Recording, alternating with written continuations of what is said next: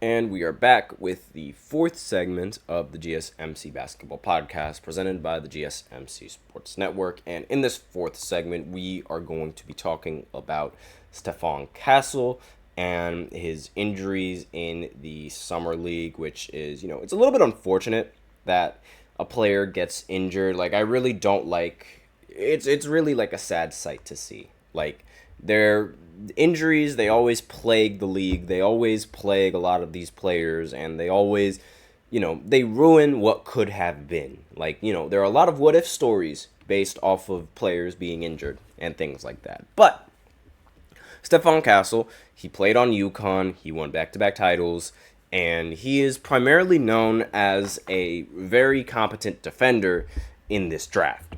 Now, should the San Antonio Spurs be worried about not having Stephon Castle for their first year? That's really the big enough question, right? Now, the Spurs, they firmly believe that they have their point guard of the future to pair alongside Victor, and this comes in the form of the number 4 overall pick, Stephon Castle. Now, I really would have wished that they would have kept that other player that they drafted 8 overall, as opposed to just immediately trading him. But at this point, the Spurs, they'll need to wait a little bit, unfortunately, due to this player getting injured. And he actually showed a lot of promise in the Summer League. I believe in the last game he played, he had like 22 points. And again, like that's pretty solid coming in from a point guard. Now, again, it's obviously the Summer League, so too early to tell, but he can definitely be a player that brings tremendous value to this team. Now, Spurs insider Tom Osborne of San Antonio Express News reported on Sunday that the team has decided to pull Castle out of the remainder of the Summer League, and this is after the 6'6" point guard sustained a wrist injury during their last game. Castle is out for the remainder of the Summer League after suffering a right wrist sprain when he fell in Saturday's win over Portland. Spurs say it's a minor injury, but Spurs aren't taking any chances with the 4th overall pick. This is a shame, I'm still reading off of the article. This is a shame considering how impressive Castle has been in the Summer League. On Saturday against the Blazers, he logged 22 points. So I was right, he did log 22 points. But he shot 8 for 21 from the field, which is kind of gross, but 22 points that's pretty solid. He ended up getting more points than shot attempts, but still pretty gross. Now, to go along with the 22 points, he also ended up getting 5 rebounds, 4 assists, and a steal, along with 2 threes to help lead San Antonio to an 83-77 win. According to the report, the injury is considered minor, which means that there should be no cause for concern. The Spurs are merely erring on the side of caution on their prized guard, as they should. So I don't really think this is something that, the Spurs have to worry about. And on top of that, even if he doesn't play, the Spurs, they also recently got Chris Paul on the roster. Now, I feel like I don't see Chris Paul as being, a starter, especially with his old age. However, I could be wrong.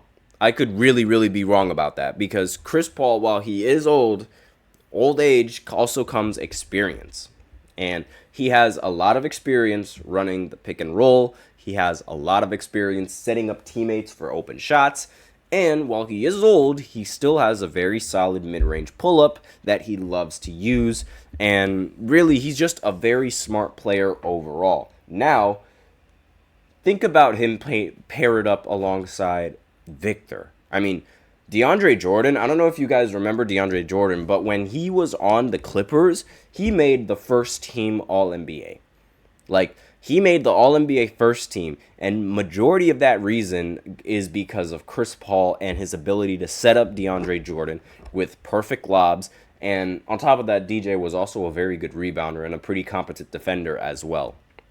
And that all of that, half of the reason why he was so successful on the offensive side is because of Chris Paul and his pick and roll. I mean, Lob City, that was a thing, and it all started with Chris Paul.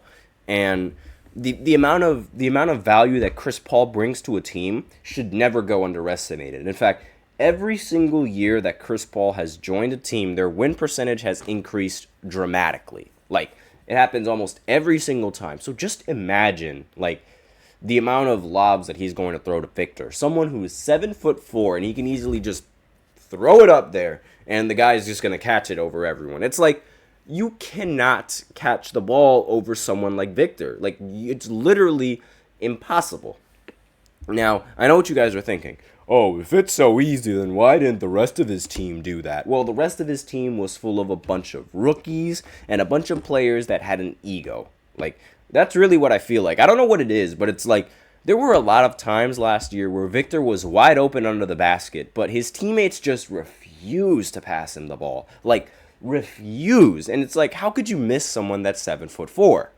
But now that they have now that the Spurs, that's who I mean, now that they have a competent guard and a guard that actually has competent vision on the court, I think it's going to be very dangerous, and it could really help Victor Wembanyama's development, on top of also being able to help Stephon Castle's development. Like, one of the best things about having veterans on your team is that you get to sort of teach the younger players exactly how it's done. And the younger players, they can learn a lot easier from watching, or like from learning from the vets. Like, that's one of the more iconic things, and like one of the reasons why having a vet on your team is so popular. And like, you should always have at least that one veteran on the team that can help the team in some regard, just based off of their knowledge of the game, because they've been playing in the league longer than you have. Like,